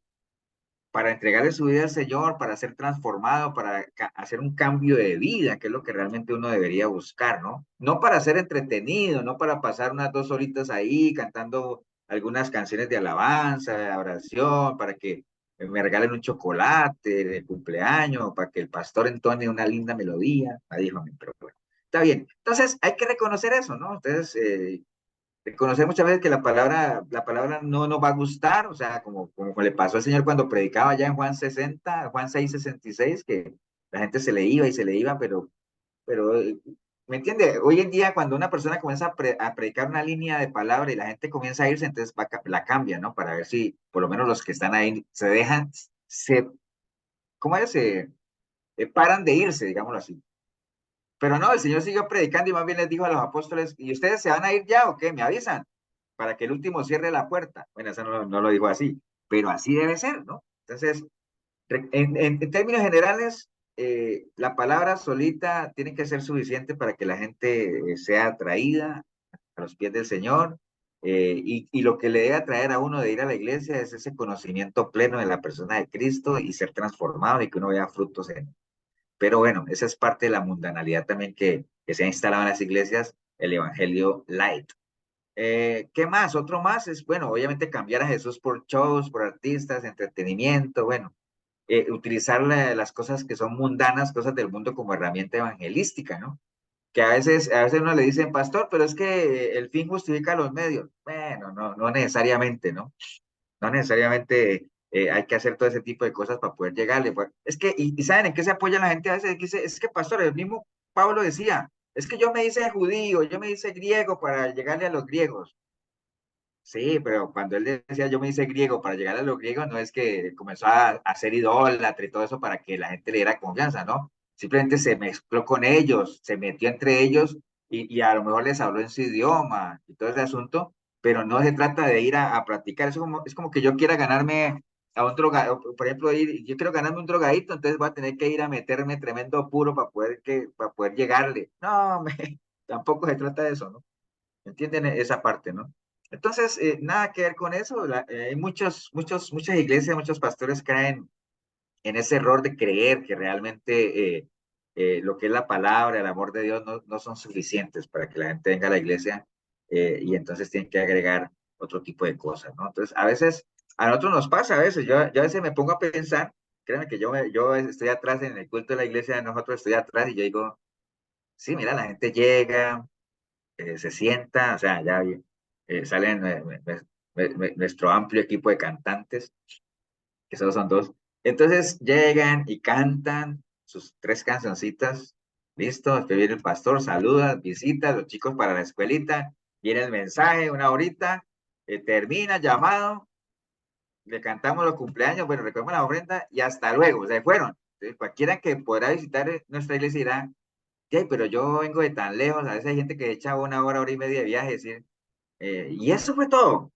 ¿Y qué más, qué más quería, no? ¿Me entiende? Entonces, es un error creer que eso no es suficiente. O sea, ya, no, ya, o sea, la palabra es lo más importante para eso y tenemos que tener la confianza plena de que la palabra de Dios y todo lo que encierra la palabra es suficiente, ¿no? Nada más. No hay que agregar. No estoy diciendo que a veces no hagamos algo adicional, que hacemos como el domingo, celebramos el Día de las Madres, hicimos algunas cositas ahí, pero no es de todos los domingos, ¿no? Pero generalmente nuestros cultos son lo mismo, ¿no? Entonces, pero bueno, entonces a veces tienen que llevar artistas, algún cantante invitado, nada de eso, o sea, realmente lo que la gente necesita es buscar al Señor y que se predique la palabra como tal, ¿no? Pero ese es es una de las típicas de la mundanalidad, el creer que necesitamos llevar cosas adicionales para que la gente pueda llegar a la iglesia, ¿no? El único atractivo más grande y sublime que tendrá la iglesia ha sido y será siempre Cristo, ¿no? Nada, no necesitamos nada más. Bien, ese es otro peligro. Entonces, ya hablamos de esa parte. La mundanalidad es algo que a veces la gente no le presta mucha atención, pero es un enemigo sigiloso que va ahí. Bien, ese es otro peligro, ¿no? Vamos a hablar de este otro peligro de la iglesia como tal, que es el legalismo y la hipocresía, ¿no? También se mueve por ahí, ¿no? Mateo 15:8 dice la palabra, este pueblo de labios me honra, mas su corazón está lejos de mí, pues en vano me honran, enseñando como doctrinas mandamientos de hombres. Ahí está la clave de esto, mandamientos de hombres. Ya alguna vez hablamos del legalismo también, pero quería recordarles lo que no es legalismo, que a veces la gente, más que toda la gente de afuera, ¿no? Ahora, no faltará gente de adentro de la iglesia que también crea que eso es legalismo, ¿no? ¿Qué no es legalismo? Por ejemplo, procurar vivir una vida en santidad, es decir, apartada para Dios, como lo dice la palabra. Muchas veces la gente lo tilda de legalista, ¿no? Porque hay personas que tienen realmente un corazoncito sincero, ese anhelo de agradar al Señor y cada vez apartarse más de cosas que realmente a uno no lo edifican, ¿no? Entonces dice, te volviste muy, muy legalista, ¿no? ¿entiendes? O se meten en la palabra, están metiditos, les gusta estudiar y todo eso. Te volviste legalista, ¿no? Entonces, eso no es legalismo para nada, realmente, no tiene nada que ver. Y muchas veces el problema no es lo que la gente tilda de santurronería, la otra gente que quiere buscar su excelencia espiritual, sino más bien que el que te critica o el que te dice, uy, te volviste legalista, pues está lleno de mundanalidad, ¿no? Dentro o fuera de la iglesia. Lo que está lleno es de mundanalidad. Entonces, como es lo que hablamos ahí, generalmente critica uno a los demás porque son cosas que uno no hace, ¿no? Hay un dicho por ahí que dice que el ladrón juzga por su condición.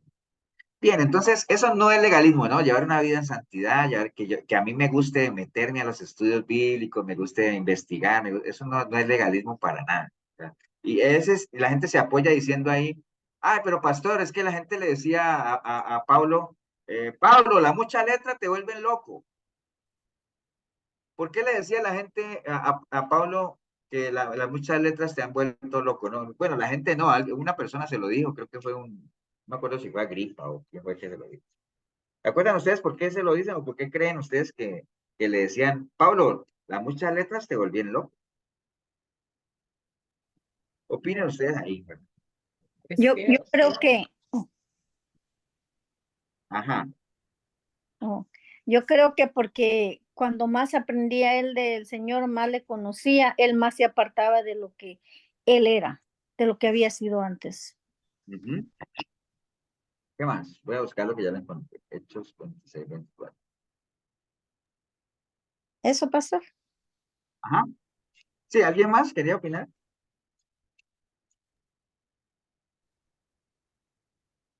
Hechos 26, 24, dice aquí la palabra, Pablo insta a Agripa, me acuerdo que fue Agripa, ¿no? Diciendo a él estas cosas en su defensa, Festo a gran voz dijo, ¿estás loco, Pablo? Las muchas letras te vuelven loco. Porque, bueno, lo que dijo él, o sea, Agripa era una persona que conocía, ¿no?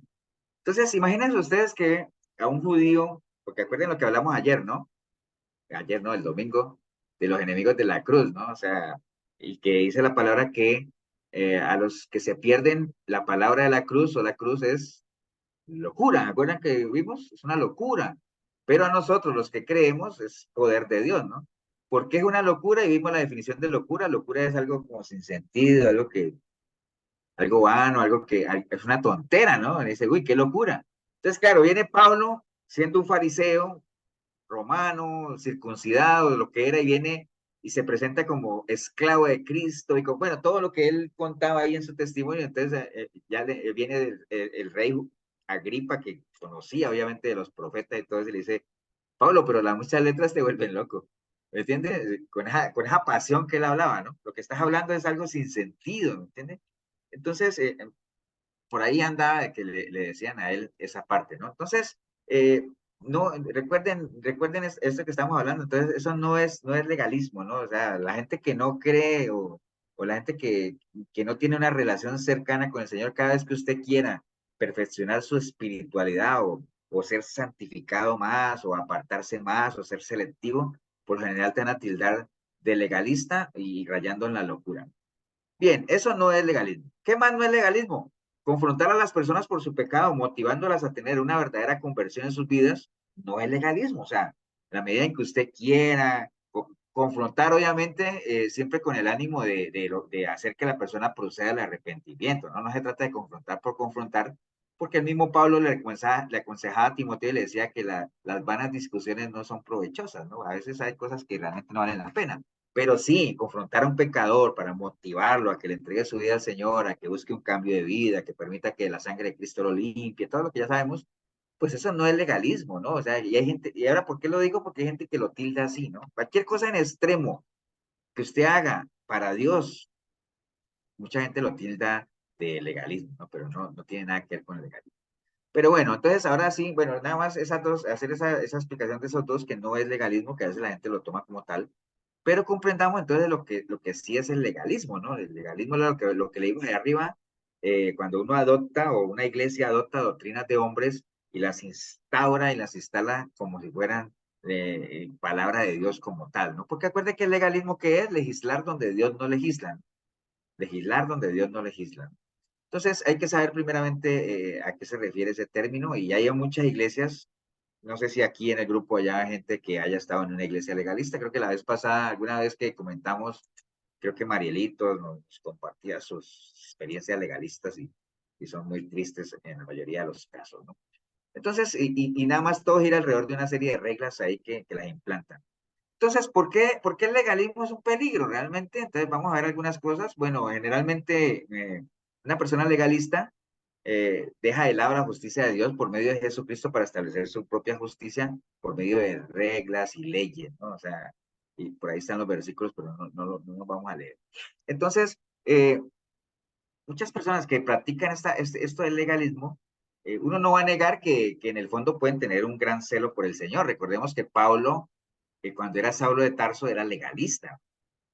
Y él lo hacía él mismo lo dice, por el celo que tenía de las cosas de Dios y todo ese asunto, pero obviamente era un celo, una pasión mal canalizada, ¿no? Pues en medio de su ignorancia como tal, porque él había sido instruido a los pies de los fariseos, de Gamaliel propiamente, entonces obviamente no conocía al Dios vivo, por eso es que después dice que al Cristo que conocía en la carne, ese no me sirve para nada. Me quedo con el Cristo con el cual tuve mi encuentro personal con el Señor. Entonces los legalistas generalmente tienen eso, son celosos y todo eso, pero un celo rodeado de mucha ignorancia, ¿no? Y entonces no se conforman realmente con lo que el Señor establece en su palabra, sino que es lo que ellos consideran que es, y eso es peligroso porque obviamente está dejando de un lado la justicia de Dios para implantar una justicia de hombres, que es lo que veíamos ahorita en el versículo, ¿no? Ahora, ¿qué nos Pastor, enseña la como, palabra? Bueno, como usted nos sí, ha enseñado, en una ocasión, se creen ajá. tan justos que terminan cayendo en injusticia. Así es.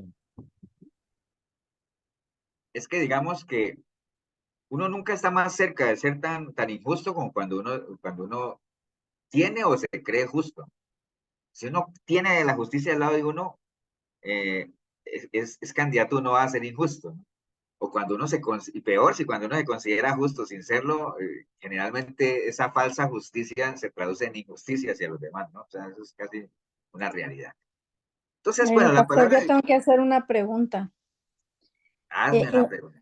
ajá, ¿en dónde qué pollo ahí? Porque yo no critico a las mujeres que usan pantalón, yo siempre uso pantalón para mi trabajo, pero yo a la iglesia jamás he ido con pantalón, no me siento bien.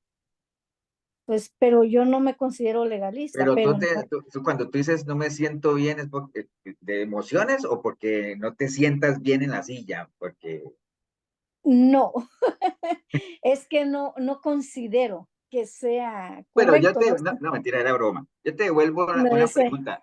Tú cuando, por ejemplo, a ver, ese es un caso bien curioso de Elsa, porque digamos, si tú no vas a la iglesia, o tú no te pones pantalón para ir a la iglesia, porque tú crees que eso desagrada a Dios, Yo pues, creo o que sea, no sí, es que no te sé vas a por qué. condenar por eso, pero de todas formas estás siendo legalista contigo mismo porque Dios no ha dicho nada de eso, ¿entiendes? No, Estás yo sé, atribuyéndole a Dios que Dios no aprueba algo que Dios nunca ha dicho que no aprueba.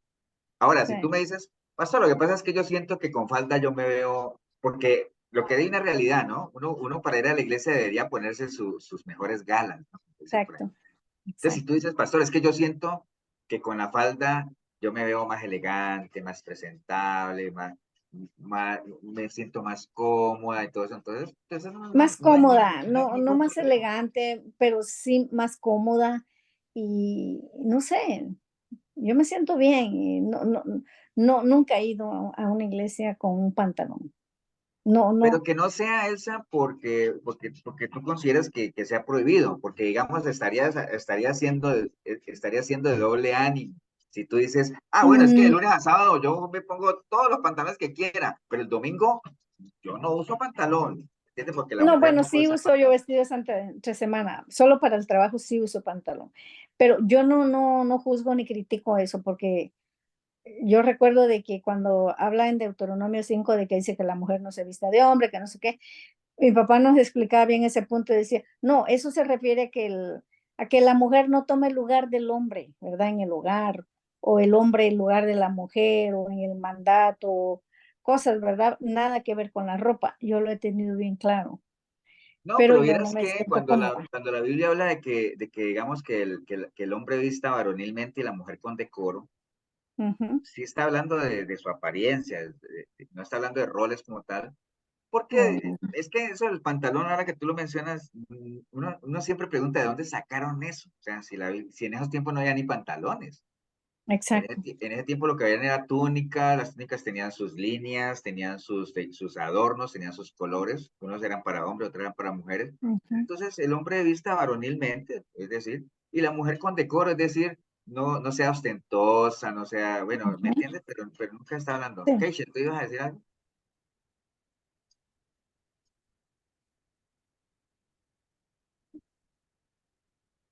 no sé. Alguien iba a decir, no sé. Sí, Keisha. pastor, sí, es que se me pegó la pantalla. Ajá. Que yo tengo una duda también, como Elsa. Digamos, en mi caso, cuando yo empecé en los caminos del Señor y todo, yo tal vez notaba que la iglesia donde yo iba, las mujeres vestían como les daba la gana, digamos, con decoro o sin decoro, como les daba la gana. A mí siempre me enseñaron que a la iglesia usted va bien vestido. Sin embargo, notaba que, digamos, personas, digamos, íbamos a la iglesia normal, pero para salir y demás, vía cotidiana, uno seguía vistiendo de una manera que yo sentía, digamos, en mi caso, que si yo estaba, digamos, en el Señor, que tal vez no era tan apropiado. ¿Me explico? Entonces yo llegué a un punto donde yo dije, bueno, voy, es que se me pegó la pantalla. Yo dije, bueno, yo quiero poder llegar a salir a la calle y que a mí ningún hombre me tenga que voltear y decirme improperios, vulgaridades. Yo quiero que si me vuelvan a ver sea porque digan, uy, qué bonita que se ve esa muchacha, está bien, decente, me explico, o sea, que no me vieran con morbo, ¿verdad? Yo llegué a un punto donde yo dije, bueno, si yo voy a la playa, que a mí me encanta la playa, yo decía, yo no quiero ir con un traje de baño, era mostrando de más, porque yo decía, bueno, si yo le entregué mi vida al Señor, mi cuerpo es templo del Espíritu Santo, según lo que yo aprendí en los estudios que yo llevé digamos, el Antiguo Testamento, o sea, yo como que empecé como a asociar todo y yo siento que eso son cosas como que el Señor trata con cada uno, ¿verdad? Porque tal vez era un área que yo tenía que tratar, entonces yo tomé la decisión de empezar a vestirme con decoro, como enseña la palabra, o sea, de una manera que yo me vea bien, pero que yo no me vea sensual o sexosa, ¿verdad? No mostrar de más. Nunca he sido como que de maquillaje y esas cosas, o sea, yo entiendo que la Biblia no lo prohíbe, pero también me parece como que también es como sentido común, ¿verdad? Porque si yo digo que soy del Señor, pero mi apariencia no lo refleja, entonces, ¿qué testimonio estoy dando? O sea, yo siento que tiene que haber un balance, como que el Espíritu Santo a uno le va como creando esa conciencia. Yo a mi hija igual, o sea, yo le he enseñado que se tiene que cuidar y demás, y hay cierto tipo de ropa que yo simplemente le digo, eso usted no se lo va a poner. ¿Por qué? Porque el hecho de que el mundo lo use o que eso sea una moda, a mí no me parece apropiado que usted lo use. ¿Por qué? Porque su cuerpo es templo del Espíritu Santo, usted tiene que cuidarlo, tiene que mostrarse acorde. ¿Para qué? Para que los hombres que la vayan a volver a ver en la calle, pues la respeten. Y también siento que a veces se presta así para que a veces a las mujeres lleguen a estar expuestas a violaciones y eso, porque sí, igual aunque se tapen, pueden estar expuestas, pero sabemos que muchas veces el hecho de cómo uno se vista refleja mucho.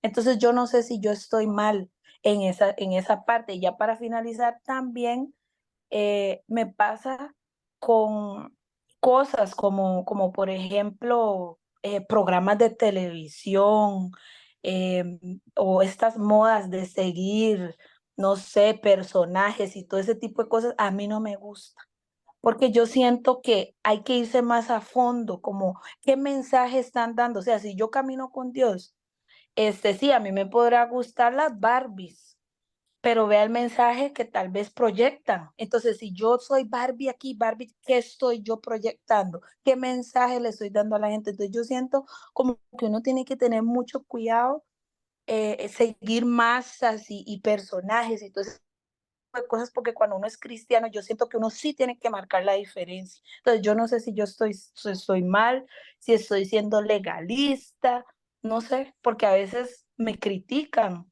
pero no sé. O sea, yo siento que no Siempre te van estoy. o sea, cuando tú hagas algo que sea siempre, cualquier cosa que uno haga para agradar al Señor, siempre va a ser criticado. ¿Por qué? Porque estamos en un sistema anticristiano, acuérdense, eso es una realidad. Y tú dijiste, Keishel, ahora algo, y que aplica también para Elsa, que es parte de una convicción personal que le da a uno la relación misma con el Espíritu de Dios. Porque te digo, uno no podría poner como regla, decir, vean, en la iglesia todas las mujeres vestidos al tobillo, porque hay mujeres que se ponen vestidos al tobillo, pero que parecen una sirena, ¿no? Entonces, lo mismo, ¿usted me entiende? Entonces, cada una tiene que pesar en eso. Obviamente, las recomendaciones de la palabra ahí están, con decoro. A veces uno ve esas publicaciones en Facebook que ponen a unas muchachas que uno no tampoco va a decir, pues yo me acuerdo cuando yo no era cristiano, yo veía a las testigos de Jehová que pasaban por ahí, yo decía, uy, Dios me guarde, porque, pues, ¿se acuerdan cómo dicen las testigos de Jehová, no?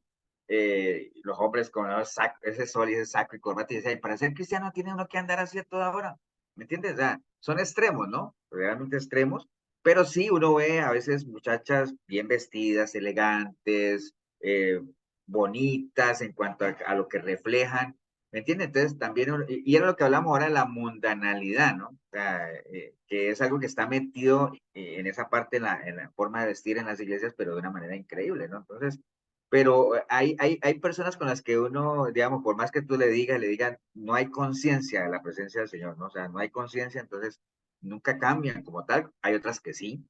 Ahora, en el caso de Keishel, pues obviamente es tu convicción, es la forma en la que tú te sientes a gusto, bien. Yo, por ejemplo, yo no te veo a vos que seas así, pues, legalista, ni mucho menos. Y ahora, que no te gustan lo de los artistas y todo eso, pues créeme que hoy en día no hay nada, no te estás perdiendo de nada tampoco, ¿no? Entonces, Estoy en la misma página con ella. sí, está bien. O sea, que no fuiste a ver la Barbie, está bien, yo tampoco la he ido a No, ver. Tampoco he ido a no ver me Misión gusta nada de Imposible. eso. Pero bueno, ese es otro tema ahí que después. Pero no, tranquila, Keisha, yo creo que va bien. Sí, lo que uno no puede hacer, bueno, sí puede, pero tal vez va a llegar un momento en que uno tampoco puede a sus hijos meterlos en una cápsula, ¿no? A los hijos hay que enseñarles a lidiar con este sistema anticristiano para que se defiendan, ¿no? Porque si uno los encierra en una Correcto. cápsula, ¿de qué mañana cuando salgan el sistema los va a devorar en dos toques? O sea, Así ¿me es, entiendes? pastor. Entonces hay que darles herramientas, hay que darle armas a ellos, o sea, eso es como a los hijos uno los prepara. Acuérdense que la Biblia dice que los hijos son saetas, ¿no? ¿Acuerdan qué es una saeta?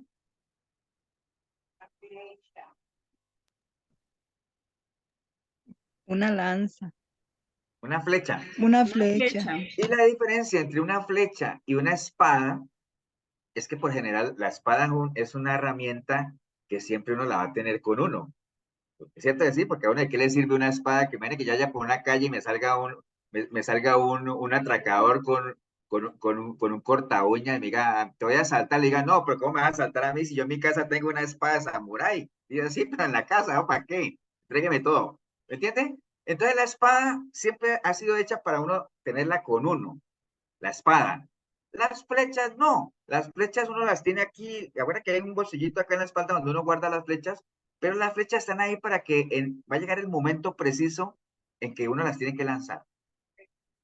Y no lanzarlas al aire o a donde caigan, sino apuntando a un blanco, ¿no? Entonces los hijos son saetas que uno en cualquier momento tiene que lanzarlos, pero no a la deriva, sino encaminarlos a un objetivo claro, ¿no? Y ellos ya agarrarán su vuelo, ¿no? Porque los hijos no los traímos al mundo para tenerlos en ese bolsillito acá toda la vida y viejitos ahí detrás de uno en la espalda, no.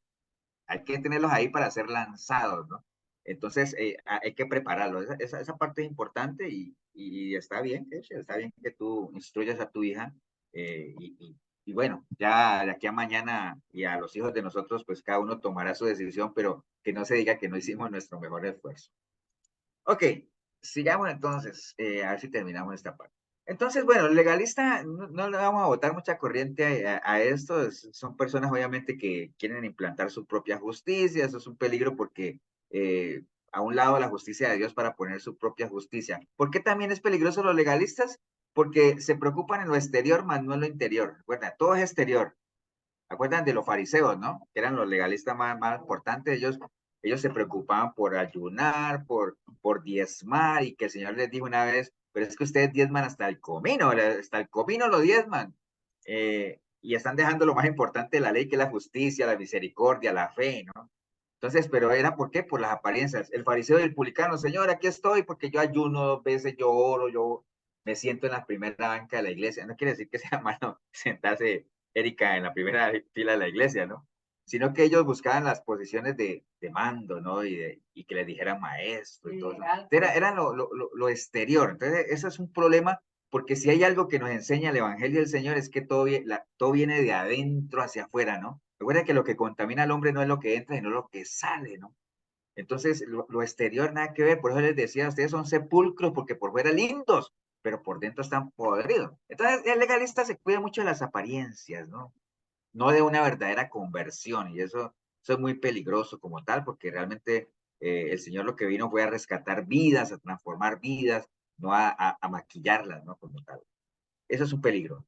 ¿Por qué más? Bueno, obviamente deja a un lado el amor y la misericordia, porque era lo que hablábamos ahora, que hablaba Fernando, de que generalmente el legalista es una persona injusta, ¿no? Porque a veces tiende a cargar a las otras personas con cosas que ni él mismo hace, ¿no? Entonces se va convirtiendo uno como en juez de la gente, ¿no? A juzgar y a juzgar, que no es que sea malo juzgar, porque la Biblia dice que hay que juzgar, pero sí nos dice que hay que juzgar con un juicio justo, no con apariencia, ¿no? Entonces, ese es un peligro de los legalistas. ¿Qué más? Bueno, es un peligro porque nos aleja de Cristo. A ver, aquí ya les voy a hacer una pregunta. ¿En qué medida, por ejemplo, una iglesia legalista aleja a la gente de Cristo?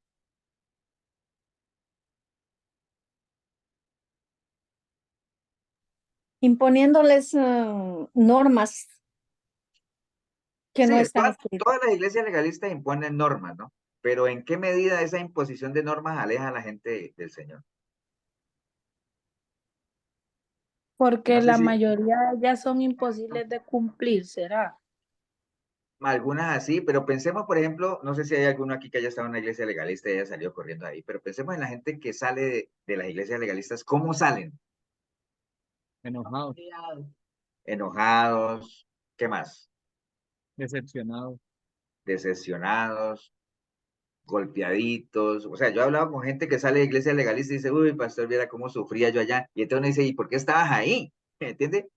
Por la ignorancia, ¿no? Como tal. Entonces, creen que ese es el cristianismo como tal y generalmente hay gente que sale de iglesia legalista y no vuelve a los pies del Señor, o sea, se alejan de él. Eso pensando en los que estaban ahí. Ahora, pensemos que usted va a una iglesia legalista y usted lleva un invitado. Yo creo que la mayoría de la gente sale corriendo, ¿no? Es como cuando la gente va a esas iglesias pentecostales de invitado y dice, no, hombre, ¿qué es esta loquera? Mejor me voy a un concierto de heavy metal. Perdón, a mí me pasó eso, pastor. Cuando yo era adolescente tenía una amiguita que iba a una de esas iglesias y yo salí huyendo de ese lugar. ¡Qué horror! Nunca se me olvida porque fue la primera vez que conocí una iglesia así. ¡Qué barbaridad! A nosotros nos contaba una gente que va a la iglesia de Cartago, ellos eran una iglesia más o menos legalista por ahí. Decían que a veces ellos cuando llegaban a la iglesia y se sentaban en la última banca, en la última fila, al final era reunión fija con el pastor, ¿no? A decirles que por qué se han sentado en la última fila, que eso era señal de pecado. Bueno, era una cosa, algo así, cosas de esas, ¿no? Entonces, era una cantidad de normas que uno no sabe de dónde salen, ¿no? O sea, pero bueno, está bien, no importa. Entonces, es un peligro el legalismo porque nos aleja del Señor, o sea, son experiencias no muy gratas, ¿no? Y a veces como que era lo que el Señor le decía a los fariseos, que ustedes ni entran ni dejan entrar, o sea, y cuando logran capturar a alguien, a un prosélito, lo hacen más merecedor del infierno, que, ¿me entiende? Por todas las cosas que le infundan, ¿no? Pero bueno, eso es un peligro como tal. Entonces, vamos a dejarlo ahí. nos falta hablar de este peligro que están viendo ahí, que no lo vamos a hacer ahorita, pero para que no se me enfríen. Entonces, pero vamos a dejarlo ahí, después lo retomamos como tal, ¿no? Voy a dejar de- Pastor, usted nos había también explicado, creo que fue la vez pasada, sobre, bueno, lo que la palabra nos enseña de que imponen cargas, que ellos Sí, mismos cumplen, ¿verdad? sí, es que, digamos, imponen cargas que los otros no cumplen, y por lo general se convierten en jueces. Sí, es que ya el legalismo lo habíamos tocado en una sesión propia. Ahorita lo que quería era hacer como un compendio de enemigos de la iglesia como tal, que hemos estado viendo algunas. No me metí muy de lleno, por ejemplo, en la falsa doctrina, porque eso le toca a Fernando. Pero, por ejemplo, la próxima vez vemos eso del enfriamiento espiritual, que es un peligro también tremendo, ¿no? ¿Y por qué? Y también es un enemigo sigiloso. ¿Por qué creen ustedes que el enfriamiento espiritual es un enemigo sigiloso?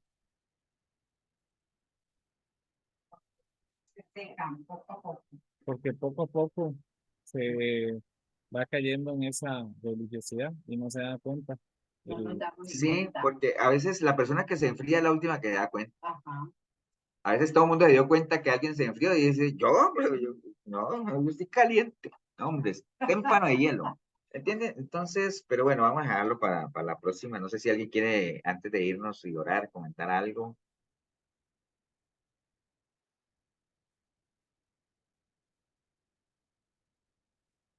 Se enfriaron todos. Bueno, vamos a orar entonces. Pastor, yo Sí, quería dime, comentar una cosa.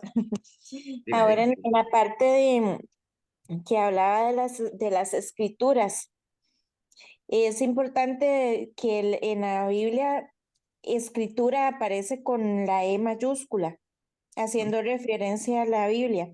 Me acuerdo que cuando nosotros, bueno, estábamos en la Iglesia Católica y estábamos en la parte del bautizo de Matías y todo eso, que nos decía la instructora que, bueno, que la iglesia se basaba en las escrituras, que toda escritura era parte de la formación,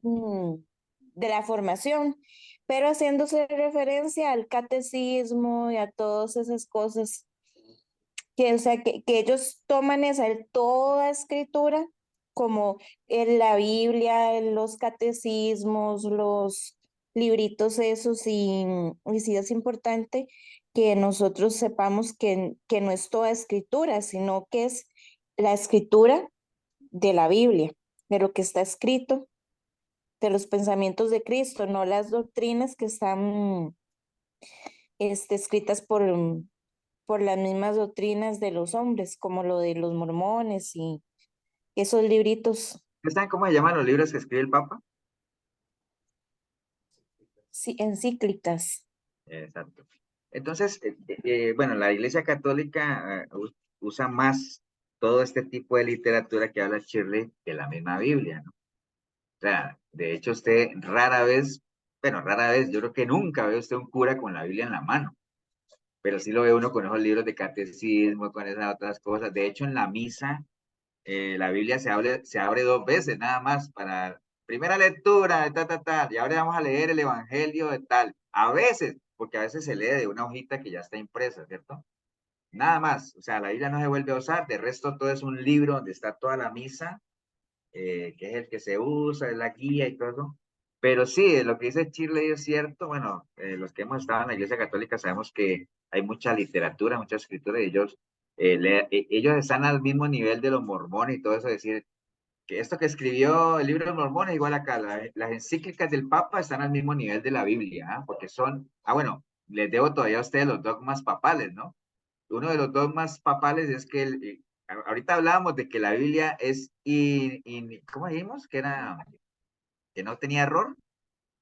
Me olvidó la palabra. Bueno, que no se equivocaba, ¿no? Uno de los dogmas Inherente. papales, inherentes, sí. Uno de los dogmas papales es esa, que el Papa es infalible, o sea, que el Papa no se equivoca. Nosotros sabemos que sí se equivoca, pero ese es uno de los dogmas del Papa. Pero bueno, vamos a orar, entonces vamos a darle gracias a Dios por esta oportunidad que hemos tenido. ¿Estás por ahí, Juan Pablo, para que nos regales una oración? Sí, amén, amén. Eso, perdón. Bueno, Padre Celestial, una vez más te damos las gracias por esta oportunidad que nos diste de escuchar tu sana doctrina, Señor, a través del pastor. Lo bendecimos a él y a su familia por esa entrega que nos dan, Señor, a nosotros como iglesia. Y bueno, Señor, bendecimos a todas las personas en tu nombre aquí representadas. Te pedimos, por favor, que en esta semana de labores y del resto de funciones que inicia, Señor, que los guardes, que los protejas. Y ponemos todo en tus santas manos, Señor, y esperamos próximamente, la otra semana, pues volver a reunirnos una vez más alrededor de tu palabra, Señor, con hambre y con sed de ti, Señor.